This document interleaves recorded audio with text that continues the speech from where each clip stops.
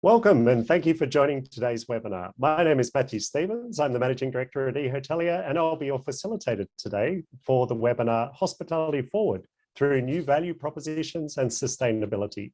It's an AHRA Roundtable.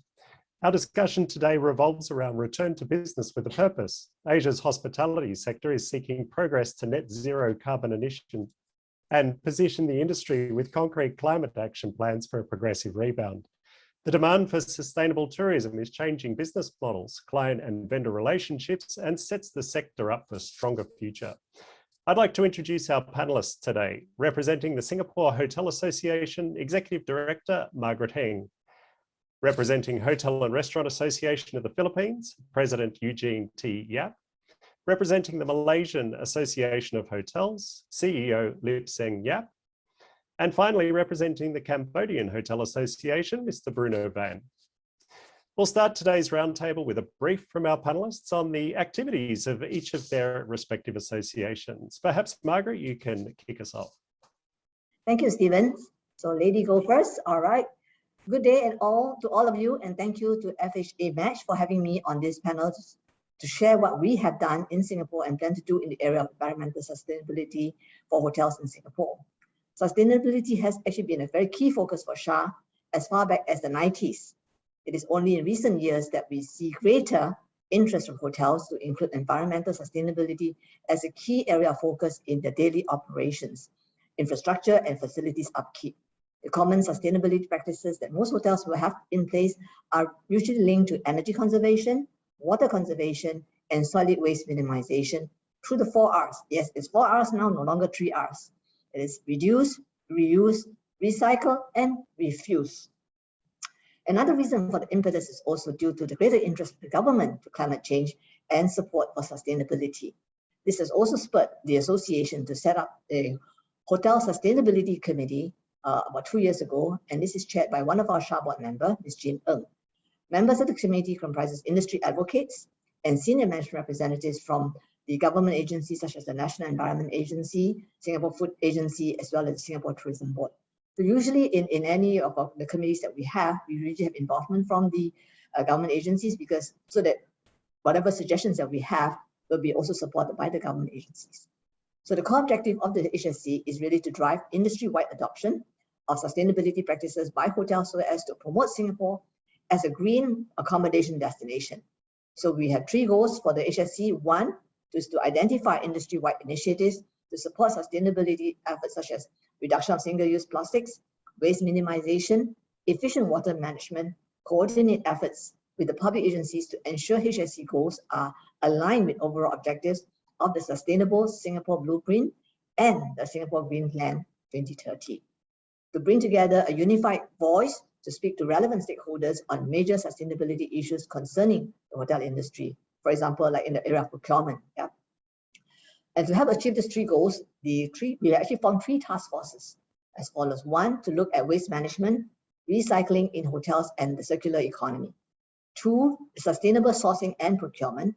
And another task force looking specifically into hotel-related sustainability awards and best practice guidelines. And a key initiative that we will be driving together with the Singapore Tourism Board is the Hotel Sustainability Roadmap 2025. This will be developed to help enable the hotels to support the Singapore Green Plan 2030, which was launched on Wednesday, February 10, earlier this year. Basically a whole of nation movement to advance the national agenda on sustainable development. So really the government has got us all excited, a lot more. So from the private sector, almost every industry is actually embarking on some kind of a roadmap towards the sustainability. And some other initiatives that the HSC has endeavored is to establish a target for recycling and waste management to be implemented in hotels. This is important because you have to have a roadmap, you need to have certain targets as well. And how do we enhance resources for industry in the area of developing a resource directory listing of vendors which can support hotels recycling and recycling efforts, developing a dedicated policy on procurement practices, sustainable sourcing, developing a scorecard for hotels to track their progress in sustainable procurement practices, developing a hotel sustainability roadmap, which I mentioned earlier on, and developing a best practice guidelines. So really, and all this, what we also will be thinking of is coming up with the award to recognize sustainability leaders in the industry. So this, in a nutshell, is something that the association is taking the lead together with the Singapore Tourism Board for our members towards this sustainability journey. Thank you. Thank you, Margaret. Maybe we'll move on now to Eugene. Hello, Matthew. In the Philippines, we have in the Philippines is beginning to appreciate tourism sustainability. Right now, Euromonitor ranks the Philippines in number 94. Though it's a low mark, it is we have moved up a bit already. Considering economic sustainability, we have jumped to number 55. Social sustainability up to 78. So as you can see, we have been progressing little by little. Right now, the Philippines has lots of natural resources. However, natural resources are not unlimited. So, excuse me. So let's give you. Let's give me a little bit of what we have. The slogan what we have in the Philippines would be concentrating on people, planet, and profitability of establishments. In the Philippines, what we are doing now would be looking over some aspects, the important categories in the consumption. For example, in the power alternatives, we're looking for other energy sources and recycling of the use of energy, such as solar power, to replace or lessen the use of generators. Next, we have water conservation and water usage and water recycling. You know, water is the giver of life, as we all know. And as we preserve it, as we move to preserve it, no matter how much we have here in the Philippines, we do recognize and appreciate that water will not be unlimited because of the growing population also. And next, we have continuing on the energy sectors, and we have recognized in the lighting systems. And of course, the plastics is the #1 enemy of the world right now, especially the single-use plastics. We are now concentrating on that one. In 2 years' time, the Philippines will maybe moving into banning the single-use plastics. And of course, the sourcing out of let's say the food, the raw materials. We are now looking, because of the COVID-19 pandemic, we're now looking how to shorten that link between the sea to table or the farm to table. We're now checking is how our fisher folks and farm folks will be able to provide with less transport, with less greenhouse emissions for using fossil fuels in lessening that. See if we can bypass the market and if we can go directly to the households. Now, of course, as I mentioned, food consumption is very important. And that way, food waste is very concerning, very concerned for us. So for us, we're trying to go green. Philippines is in Manila, it's highly urbanized, but still there are many beautiful places in the Philippines. We're still trying to preserve the rural cultural diversity here in the Philippines. So we would like to continue the going green. So in this project, so again, our tagline right now is triple P, people, power, and profitability, still having profitability, but maintaining the environment. Thank you, Matthew. Thank you very much, Eugene. Moving now to Lip Seng Yap in Malaysia. Thank you, Matthew. Just briefly, I think what we want to touch about the sustainability in the tourism industry for Malaysia is that it is actually not new. It's not something that is new to the industry. We have always been talking about sustainability, going green, but there's little understanding. I think we are lack of total detailed understanding on the subject matter. We have always focused on little things like recycling, energy saving, and many things are left out within that particular sustainability topic. And more recently, we see a huge gray area with a ban of single-use plastic like straws or even plastic cups and so on, and even packing, food packing products. But the manufacturers came up with what they call degradable or sustainable plastic, and we see it being used everywhere. And there's little education or awareness about it, whether this is actually sustainable or is it actually biodegradable or degradable. Most people would not be able to tell the difference between that, and whether this is just literally greenwashing. So I think then more needs to be done on that part, particularly in Malaysia, and we use a lot of single-use plastics, even in hotels for that matter. We want to transition into something more sustainable, but there's lack of access to all these products at the same time. So that's just one part of it. The other part of it, I think we are missing out, is also on carbon footprint calculation. A couple of years back, the Malaysian Association of Hotels, in one of the chapters, we did a study on calculation of carbon footprint in the hotels, and we were actually quite shocked to see the detailed calculations where it includes the number of employees, number of guests that goes in, because each and every person, a human being itself, we expel carbon. So we actually generate carbon footprint as being alive itself, and we have delivery trucks or whatever other services provided by the hotels. It all generates carbon footprint, and this is not being done yet in Malaysia. And I'll touch a little bit on this later on with our new budget for next year. So we need to get into proper carbon footprint calculation to know where we are before we know what we need to do. I think that's one process that's missing from the industry at the moment. And of course, with the hotels, whenever we talk about sustainability, is they always mention about a lot of challenges and limitations when it comes to the physical attributes, the physical property itself. There's only so much we can do with an old property. To invest or to reinvest into something that changes the entire system is going to cost a lot. And with COVID, with the pandemic, it's almost impossible for hotels to reinvest at this time. So it's going to be difficult moving forward. But perhaps the soft parts of it that we need to develop from here is the understanding of sustainability, and which is often misunderstood. Sustainability is not just about doing it, but it should involve the community. It should involve the entire ecosystem. I think what Margaret brought up earlier was very true. It has to be a blue economy. It has to be a circular economy. That's what sustainability is about. You have to involve everyone in that ecosystem. It's not just about what you're doing and what other whatever is outside your borders or outside your gates. You don't care about it. It doesn't work that way. So in Malaysia, I think we are always driven by two different approach. One is demand driven. When you have customers asking for it, when your customer says you have to do this, if not, I'm going to stay in your hotel, then the hotels are forced to do it. And the other approach is incentive driven or even profitability driven. If that particular practice saves you money and gives you more profit, then the hotels will do it, the businesses will do it. And if the government provides you enough incentive to do something, then it is being done. So that's where I want to touch on the budget for Malaysia that is being announced for year 2022. But something interesting was announced there was that a provision of a 1 billion ringgit low carbon transition facility to help small medium enterprises to actually transition into a more sustainable practices, even if they need to reinvest into their properties or the businesses. And along with that, the government also will be establishing a carbon credit trading platform on the stock market itself.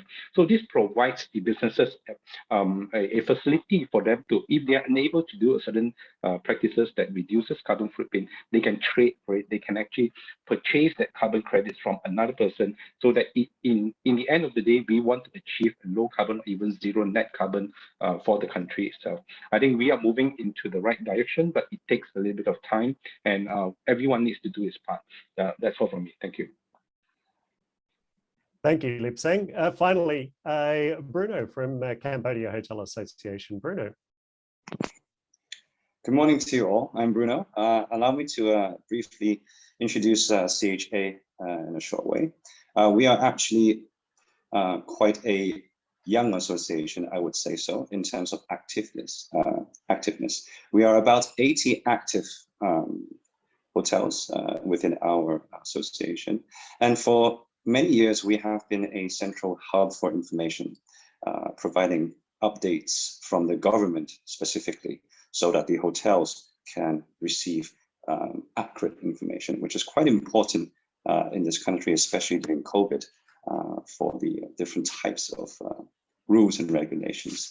In terms of sustainability, however, it's evidential in the recent years that at least supermarkets are starting to try to practice a no plastic bag policy, and you can still purchase one, or you have to purchase one with a fee. And evidentially on the streets of Cambodia, there are fully electrical cars being seen, primarily from a Chinese manufacturer, a or a few, not the most famous Tesla not so much here yet at the moment. And I would describe the sustainability here in terms of being green, going green, related to primarily the youth. The acceptance by the youth here in this country seems to be a driving force towards encouraging others, including their parents, to go green.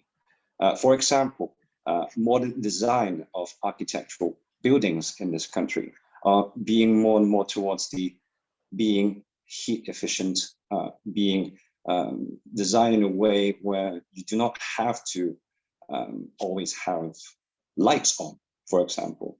Natural light is a thing of design.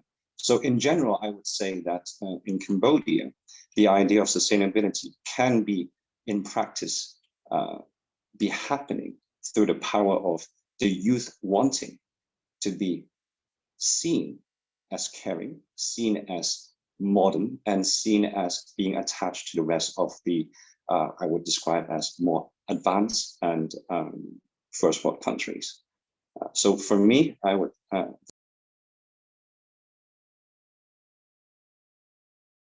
economy, and especially for going green, we by nature, the youth, are very much wanting to be living and interacting in such an environment. Thank you. Thank you very much, Bruno. So let's move ahead onto our topic today and a statement for your consideration as we move through the questions. A COVID rebound can be combined with a progressive sustainability agenda. So firstly, would you agree with that? A yes, no, and then we'll move into the detail as we get into the questions. Margaret, we'll start with you. So yes, I agree that it is, yeah, it will definitely lead to a more progressive and sustainability agenda, yeah. And then this really is because result of COVID, there was a noticeable improvement in the quality of air in Singapore at least, and a higher state of hygiene as people are now more conscious about cleanliness. And I think at the same time, we also realized the amount of wastage. There were a lot more takeaway packages and so forth. And that has also led to more awareness that the importance of sustainability. So I feel that after, when we are more reaching the endemic state, there's going to be more attention paid to sustainability. And I think the agenda will be a lot more enhanced in that sense. Yeah. Thank you, Margaret. Eugene? Okay, Matthew. During this pandemic, the era of us, I know this may be of a challenge to everyone, but everyone has begun to appreciate the sustainability here. Right now, there was a pause, and everyone, of course, everyone suffered through it business-wise. However, everyone did take a pause and evaluated ourselves. And yes, and we appreciated the sustainability projects, and we must be able to continue, and we are looking forward to it. And we have recognized a lot of areas that we need to improve on. For example, of course, carbon emission, etc. We did save. We did not spend, rather than save, we did not spend a lot on fossil fuels or carbon emission during these times, and we were able to see the results. You know, in the environment, it did improve a little bit. So we do appreciate that, and everyone will be looking forward now, right now, when we enter into the new era, into the new normal. Things will not be the same. Things will be very different right now, and everyone will be watching each other, and everyone would like to preserve what we have gained during this pandemic pause. Okay, thank you. Thank you, Matthew. Thank you, Eugene. Lipsang? I'm gonna go with a yes and no answer. Yes, we should be progressing into sustainability. We should be, even without the pandemic anyway. But no, it's going to be difficult for the industries and for the businesses, because after sustaining losses for 18, 20 months already, a lot of them are going to look into profitability first, look into saving costs and wherever they can. But on the other end of it, please do not forget that because of the pandemic, we are using a lot of unsustainable products. Even sanitizers itself, it may not be the sustainable ones.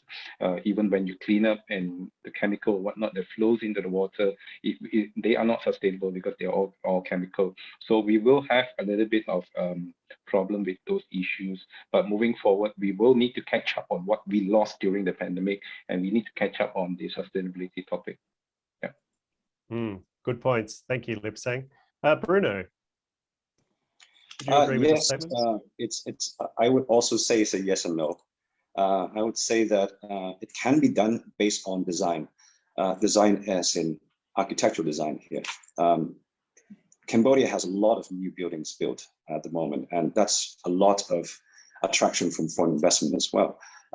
But it's true, during COVID, the one-time use idea of items is still happening. But perhaps what I think can be done, at least in the hotel industry, is when it comes to internal logistics. So say you move, you have a room service ordering. I've been seeing hotels, big or small, using styrofoam, plastics, even from their hotel lobby or the kitchen all the way to their rooms. And I think some hotels now are changing that. They would rather allow, or at least instruct, the staffings to actually bring washable, reusable items to their clients. It could be a long walk. We have quite a lot of big resorts here where maybe taking a golf cart internally is needed. But in general, I think it's a yes and no. It can be done, and I believe it's happening because, as I mentioned earlier, indoors lightings use less of electricity in this country is everyone's desire. And if I may add, electricity in this country is not the cheapest compared to its minimum expenditure on a daily basis. Thank you. Thank you, Bruno. So let's move into the impact of COVID. We're all aware that consumers have had to adapt to new routines and procedures in their lives at a social, personal, and at a labor level. However, we must ask ourselves whether the changes that have occurred due to the pandemic will be temporary or permanent. So Eugene, what changes do you think are here to stay that will help shape new value propositions for customers in the future? Okay, again, there are temporary, there are permanency. Like our colleague said, we are now pushing back into profitability, and we need to, of course, be very practical about it. We have to recover from this pandemic crisis. But we still need to, what we have appreciated, what we have gained, and what we have learned during these pandemic times is, for example, health, and then what we have gained into, let's say, in shortening of the supply chain. These are the things that we have to have it remained sort of, at least if not permanent, on a semi-permanent state. Many of it will be just merely temporary. People would like to dispense with it. But I think we need to really, we're not merely talking about, sustainability as just for the meantime or a tagline. It is really for the future. With or without, during the COVID-19 pandemic, we need to go into this topic. Even with it, again, like I mentioned, even without COVID-19, this webinar of us will happen also. Because resources are not continuing, resources are being limited. What we are now doing for profitability may affect us in the future. Sustainability, as we all know, is what we can take advantage of, take opportunity today, but preserving for that in the future. So yes, the permanency side would be technological advances, like I mentioned earlier, the power generation and technology that we have in water conservation.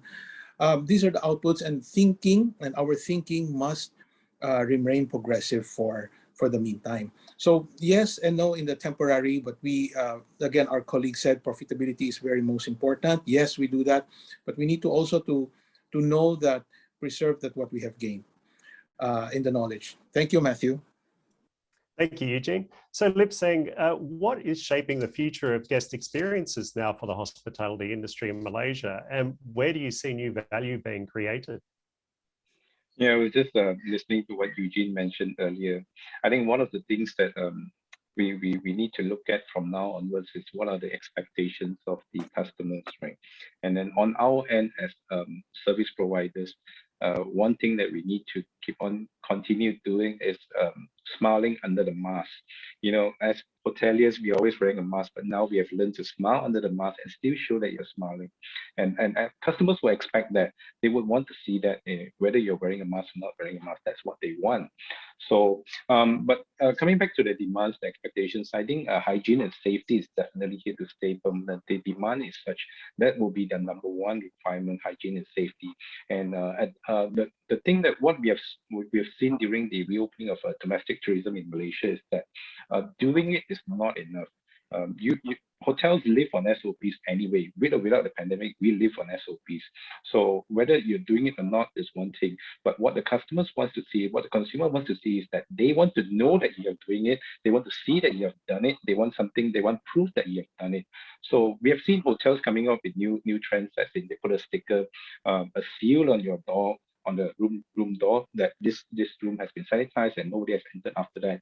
And those are the things that are new trends that are coming on to the hotel industry, particularly in Malaysia. But one rather disturbing or challenge with the industry now is that consumers are returning back to pre-COVID expectations. They are not being we cannot expect consumers to be concentrate on what we need to do to deliver the services and products safely to them. Cleaning a room now may require double the time from before. You need more people to clean the room. You need another round of sanitization of the room. And but customers won't look at that. They want the room to be ready for 3 o'clock check-in. Means that it must be ready at 3 o'clock. If you don't deliver that, they will complain and they would they would want something back from there as well. So I think hotels need to step up the game in this sense.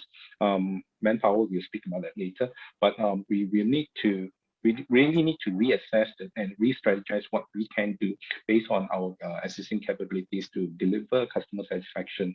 And one thing that probably will move even faster from now is technology adoption. And all this are driven by demand. What the customers needs, what the customer wants, we will need to find ways to deliver that. And technology will be one of the mediums that we can actually achieve that.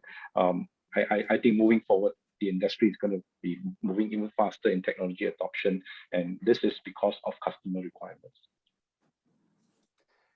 Very good points. And staying on technology then for a second, Margaret, how have innovations in technology then impacted the guest experience? I think for Singapore, in the area, let's look at technology and sustainability, right? So for a lot of the hotels are actually going to this farm to fork concept. They're actually literally having a rooftop garden now. So usually they work with a agri farm or an agro farm and to have it ready there.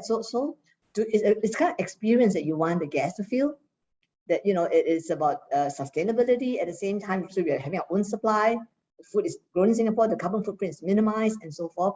So a lot of hotels are now using sustainability as a concept to actually make the guests feel and be part of the whole sustainability game together with them. So we do see a lot of a trend in the area. So I think it will continue. And the other aspect of technology, of course, is in the energy conservation. It's used a lot about that. I think smart energy system is used by almost all buildings today in Singapore. We are now going into solar energy. I think it was Eugene also mentioned about solar. Yes, that's also another area that we're looking into for energy conservation. Water without field, that we are really using technology to see how water can be better used. And in Singapore, we do even recycled water for utilization even in hotels itself. So technology is definitely, oh yes, the other area is food waste. We are embarking very strongly in that area. So in hotels, most of them are not actually even having in place a waste food digester to actually kind of like digest the food, etc. And then so that the wastage is minimized. And some of them attempt to even use that as dried it up and then they use it as fertilizer for the plants again. So it's all the whole cycle of a bit of circular economy to a certain extent. So I think it is the benefit of having technology to help sustainability and being used by hotels, which is very fantastic, I must say. Thank you, Margaret. And there's some brand new hotels or new rooftop gardens appearing in Singapore that are just amazing. They're really incredible. Staying on technology, Bruno, what's the role of technology? You mentioned previously designing for sustainability. What's the role of technology in building a more sustainable hospitality sector? I think, thank you. I think in Cambodia, technology exists in a sense where information has been known quite quickly throughout the city. However, the access to the technology is one that I believe can be improved. So you will see a very huge distinction between someone using someone very high tech per se, and someone right next to him or her would be still maybe a few generations behind. In general, I would say that. So I think information on what technology can bring each and individual in this country, each household, is kind of the forefront as to what can be improved in Cambodia. So for example, I mentioned earlier, a person would be driving a fully electrical car. He or she may know exactly how much energy saving there could be compared to using, fossil fuel, gasoline and so on. But the person who has not been driving it at all would probably not know at all the benefits of being more energy efficient, and why does it matter to them. So I believe information exchange in Cambodia is one that could hugely improve how technology can be a positive impact in general. Thank you. Great, thank you. So independent hospitality operators and multinational brands have equally been affected by the pandemic. Margaret, how can the hospitality industry look beyond the immediate needs of business survival to understand how their long-term interests are compatible with new customer values and sustainability? In fact, I must say that sustainability, contrary to what some people believe that it may cost more, it may not necessarily be the case. So you're right, yes, the bottom line has been affected quite a fair bit during COVID, but one of the areas is energy costs. So how do you actually manage your energy costs? So that is part of sustainability as well, and that will also help you in your bottom line to some extent.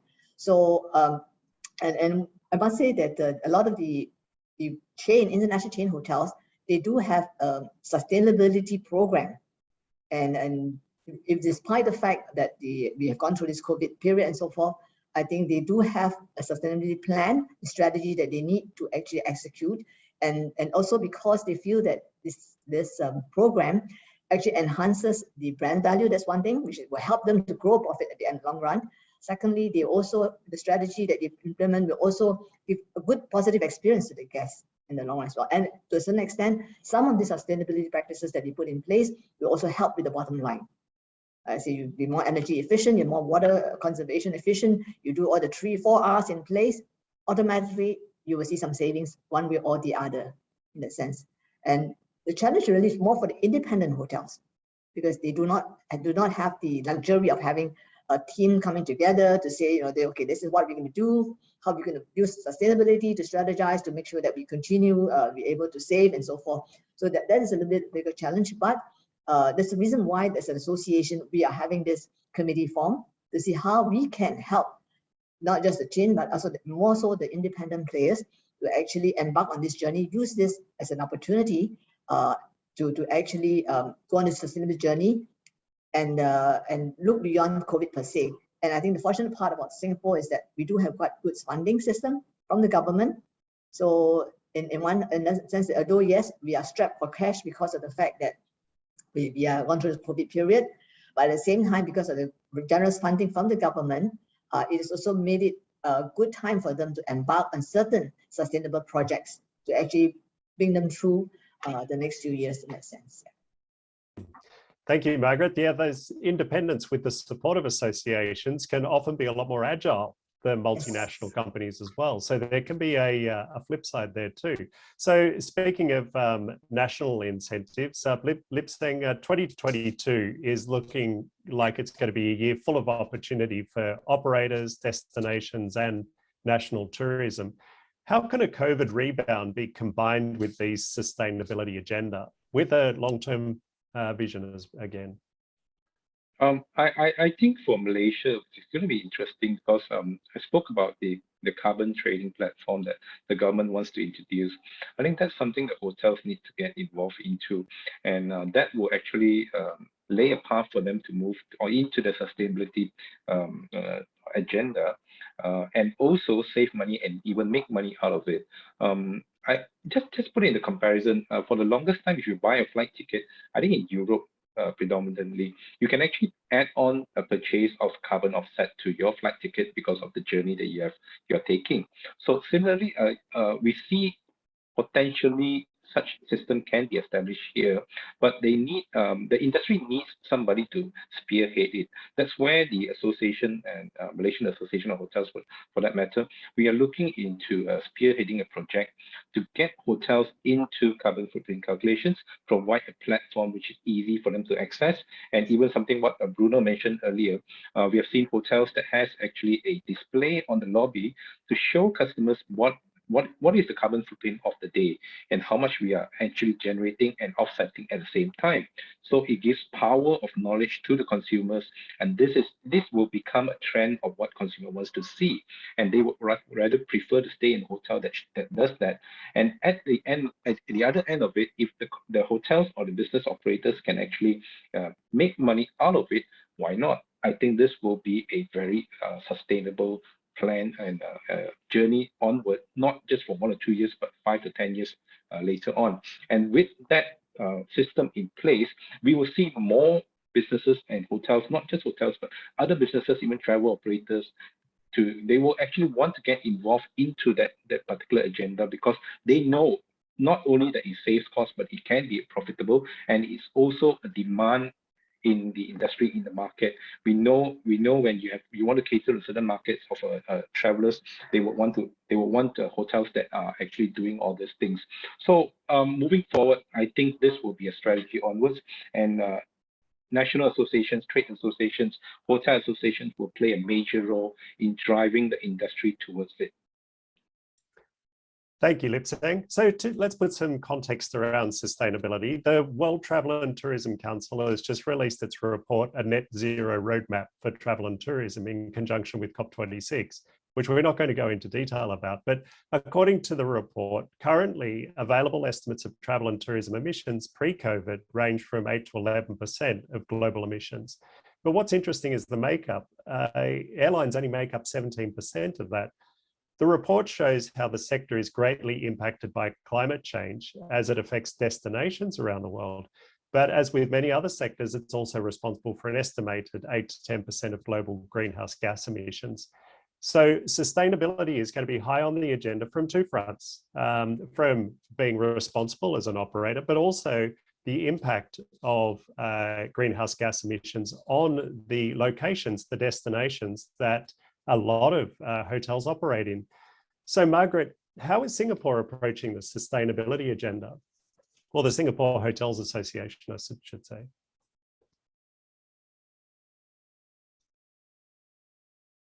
For this particular question, I'll probably look at more Singapore as a whole, because the government is driving quite a fair bit in this carbon area. And sure. Which is why the Green Plan has come into being. We have a Singapore Green Plan. And it is somehow, without the government driving it, it's very hard to reduce carbon overall, because it's not just one party doing it. It's not just a hotel producing the carbon footprint, etc., but also other sectors as well, manufacturing, even the car moving on the road. So part of the plan will kind of like share with we'll touch on things like, how do we go more using less energy consumption? How do we minimize in the area of reduce carbon, and not just reduce carbon, but how do we net carbon zero? I think, and then of course the government came up with the tax. They're also taxing us. We have a carbon tax in place. So these are the various things that are covered. Well, to some extent, it's very government-led, I would say, in Singapore. So I'm not too sure if I answered your question, but it's for us to actually achieve what the WTC has just said about, I think we need the government to drive it, and the hotel will help, and like coming out with our own roadmap to actually complement what the government endeavors to do.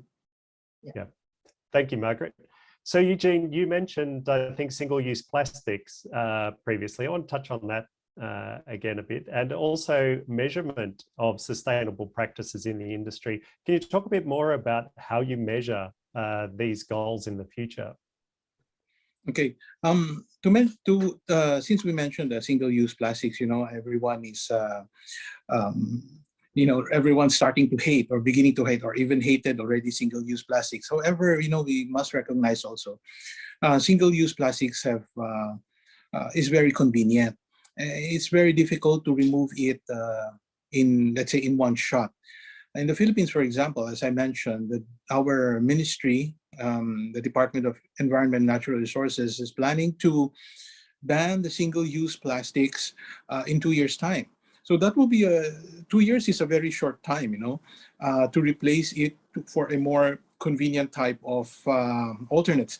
But coming into it, we must reach into a certain acceptability that these types of limitations or regulations are coming. So we have to really prepare for it. So this is just one aspect of really being accepted in being ready for the coming challenges for the hotel industry, especially in tourism.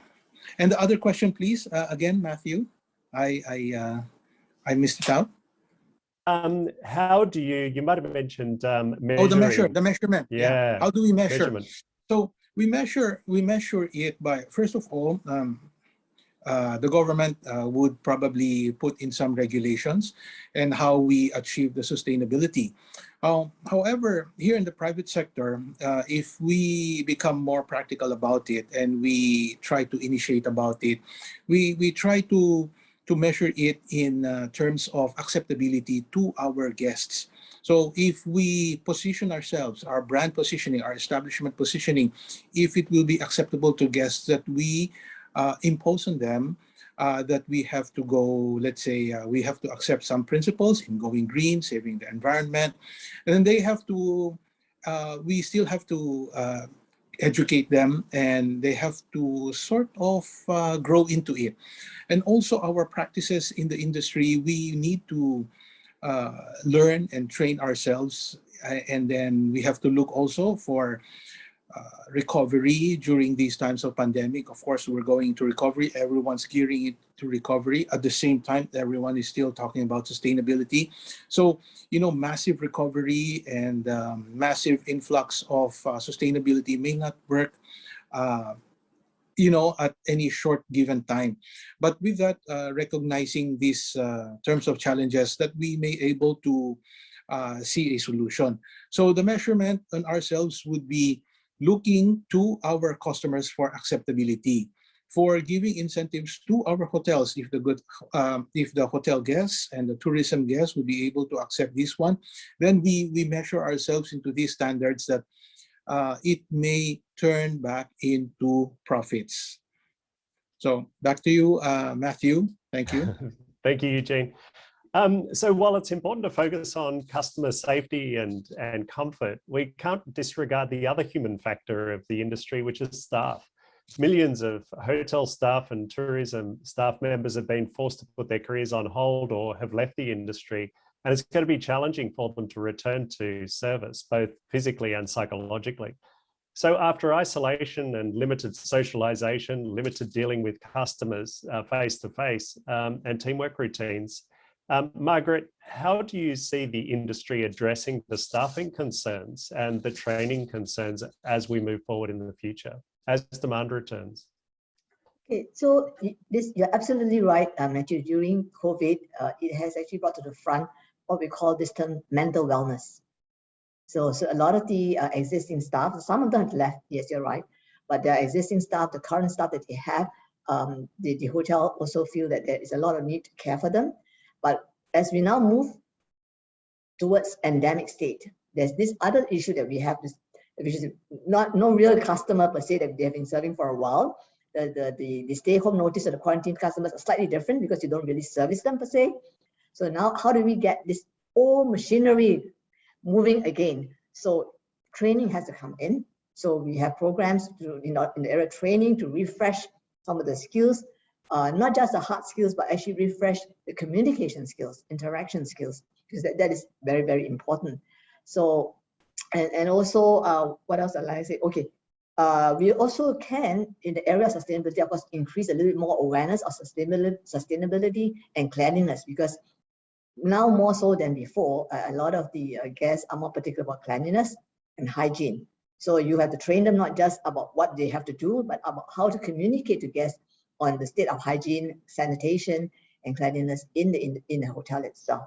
And also, I think, like I said, at the same time, we have to be mindful about the mental wellness of the team members.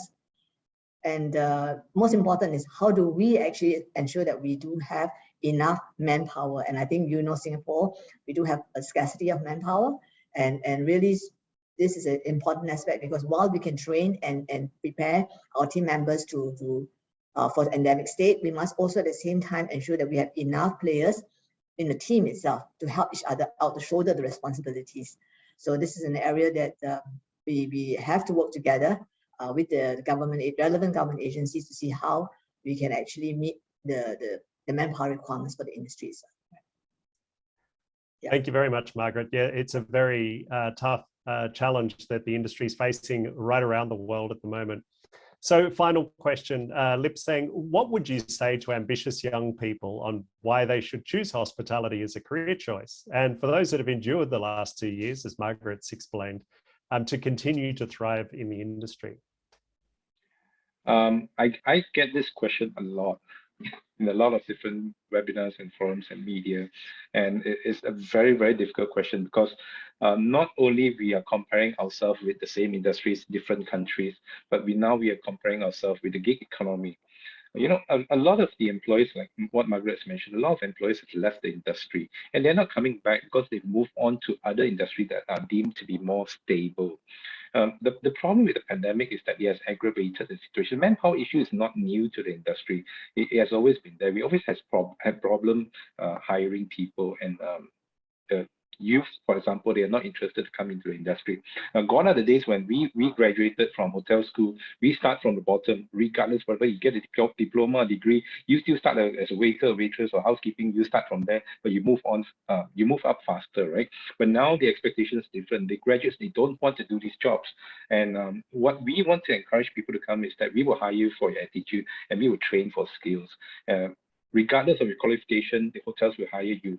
And one of the motivation factors that we want to tell the general public is that, yes, hotel jobs may be difficult, but what's not, right? Every job has its own challenges and difficulties. But the advantage of a hotel job is that, hospitality job for that matter, it actually gives you a lot of opportunities.